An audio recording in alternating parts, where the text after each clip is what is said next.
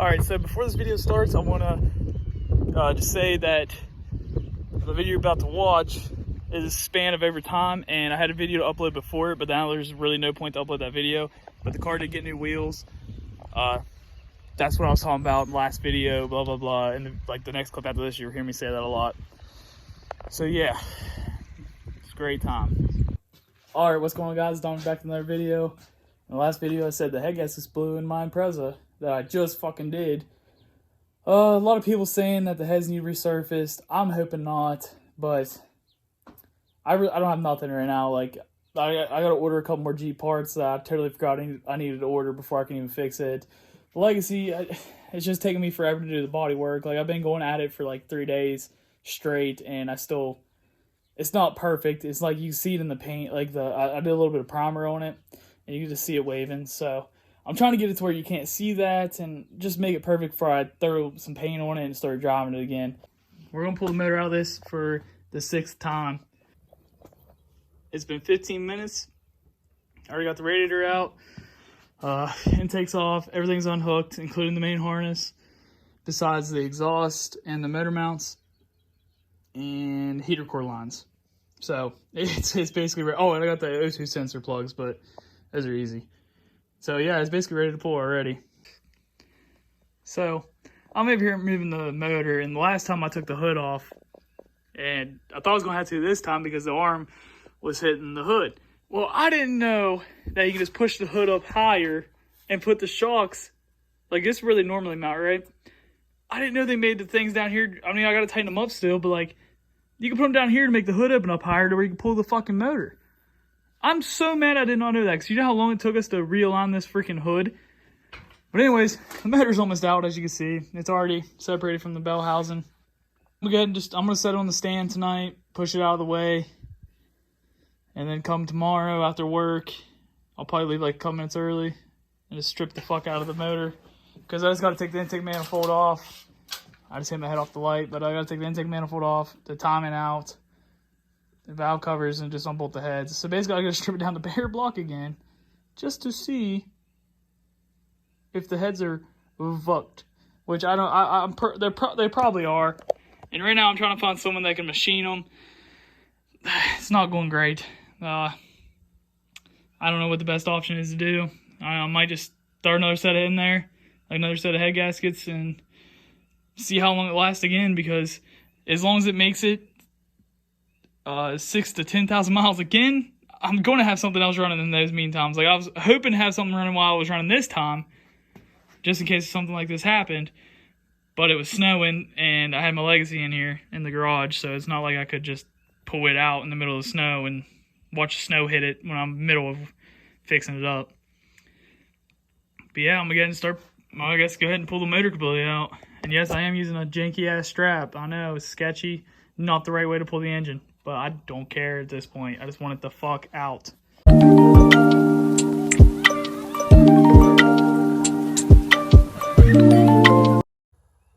So in the midst of that time lapse, the reason why it kind of looked like I was just standing there, I don't know if you guys could have saw it, I think I figured out where most of my oil was going.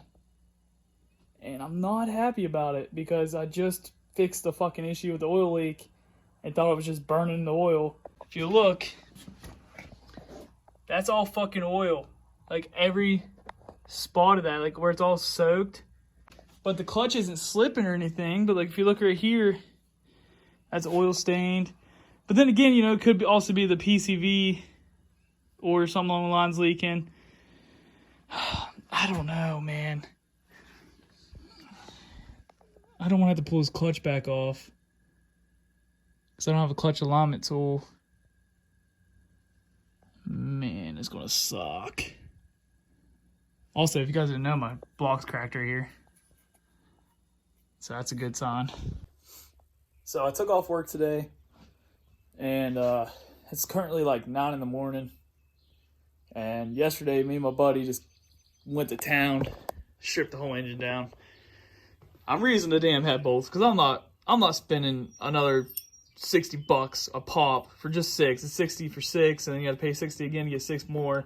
I'm not doing that again. These only have barely any miles. I know they're torque to yield, but it's not even worth it to me to go and spend that much money, because I'm getting the I'm taking the old head gaskets back and getting the new ones, using that money towards that. But everything's straight. Like the heads, block, everything. I mean, I checked with a straight edge because nowhere around here where I live doesn't have a fucking machine shop, so I can't really take them anywhere to get a machine. So I basically have to send it at this point. This one, you see it like bubbled right there. It's bubbling like all around, like peeling the coating off.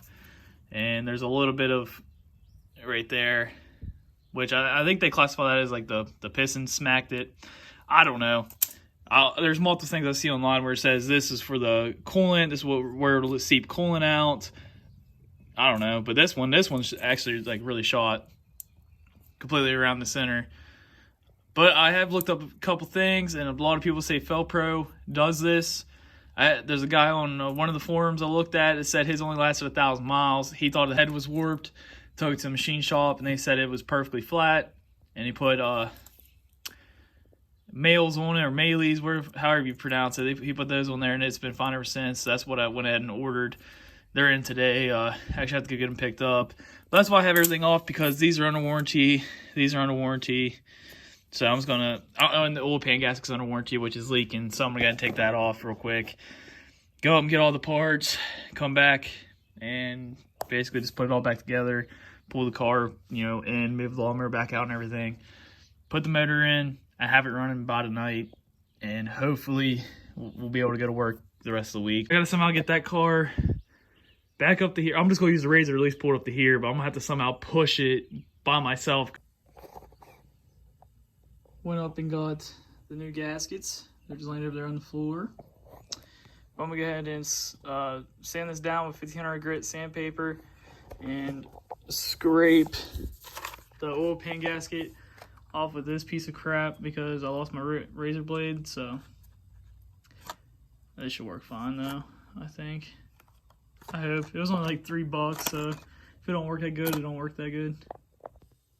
I have a raging headache, but it's been a couple hours. I really haven't got much accomplished because I had to run like over an hour and a half today, not including what I just took the razor back up to. It took about 15 minutes one way. Went to the store, got a sandpaper, came back. So it's probably been about 2 hours of driving alone today. But I did get both sides of the block shaped, cleaned. Heads are cleaned. So I'm gonna go ahead and put this head bolts on. I'm actually gonna take this gasket back off, which, let me tell you, feels way better than the Felpro.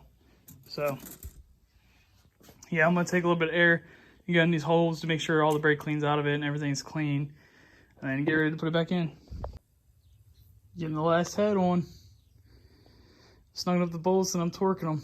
I hate torquing these heads because it's so terrible. There's so many steps, it's just awful. Make sure you keep the pins for your tensioners. Even if you don't think you're gonna need it, you're gonna need it. I couldn't find mine, so I just used a quarter key, and it's starting to bend a little bit, so I gotta try to do this timing shit pretty quick. If you guys never timed a Subaru, you got a mark right there, and then there's like a little mark up here, that right there, and then over here you have a mark, which I had to put this back in time. You got a mark right there, there's a mark up there. It is so hot that my camera is fogging. Oh my god, it's like 83 right now. Like it's crazy. But for this one, you got a mark right there, and you just line it up with the, looks like a little crack right, like a straight line. That one right here, yeah, you just line it up with that. Yeah, then I also take this this pulley off, one of the idlers. I'll put the tensioner on, put the belt around, get it, perfectly in time. Get as much slack as I can in this general area. Oh God, I just pronounced that so bad. Area. And I end up putting this tensioner on with a socket and extension. Crank, and hold the belt, crank the bolt into the little slot, and it works every single time. I've never had an issue doing it that way. I'm sure there's probably other ways to do that, but that's the easiest way I've found to this day. And I've done a few of these. That's just the best way I've found to do it. And I'm still missing a bolt from my water pump because the threads are pulled. All right, so I got this one top dead center. Got that top dead center. And then that one's still perfect. So I'm gonna set the phone up and speed up the time a little bit. It's gonna take me, doing it by myself, take me a little bit to try to keep that one from spinning, that crank pulley, while trying to keep this one from spinning. Or not crank pulley, the cam pulley, and trying to keep this one from spinning. The middle one, you ain't gotta worry about spinning. You ain't gonna turn it over with your hand. And if you do, you're a monster. I don't know how you're doing it, but you're definitely a fucking monster at this point.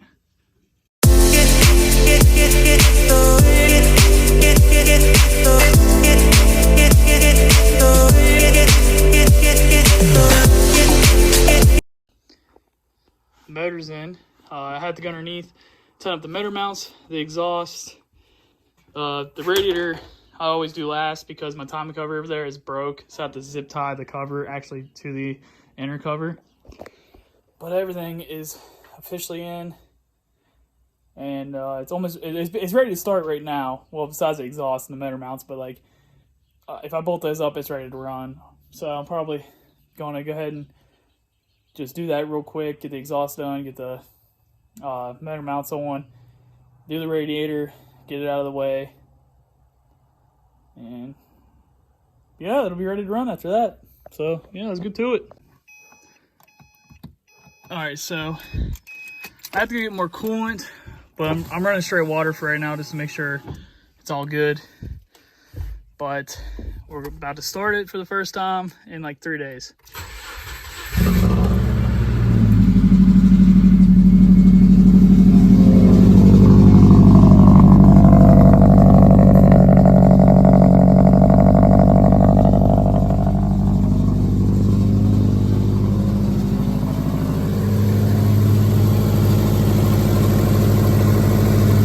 Good to go.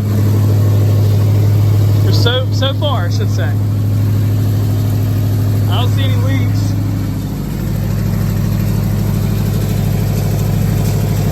Now it's not leaking. It kind of started a little weird. Had like a hesitation. It kind of scared me. But now it's idling fine. So yeah, I need to go get more distilled water, and I'm gonna end this video here to let you guys know how good it is a week from now or so. Thanks for watching. So not long after doing the head gasket job, timing belt, it looked fine. I thought it was, but turns out it wasn't. It was brand new. I took it apart yesterday. I got it towed home. I'll post some clips of that. Would have got off. Took a fucking. It's total. It's done.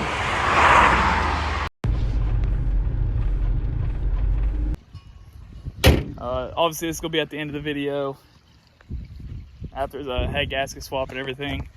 So yeah, the car's done for right now, and I just ordered the tune last night for the Dover X. I'm getting it. I'm just gonna do data log tunes and everything.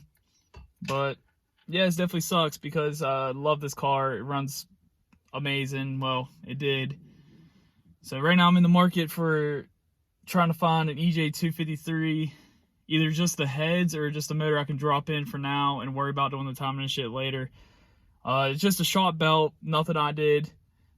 All the pulleys are still good, they're intact. It was just the belt, I guess, was not that good, which it kind of sucks because I expected it to last a lot longer than it did, which it did last long for what it was. I kind of just threw it together, pieced it together with 02 Forester to an 08, which 08s have a lot more like sensors and shit I gotta worry about. But dude, I'll tell you, this thing didn't have a check engine light.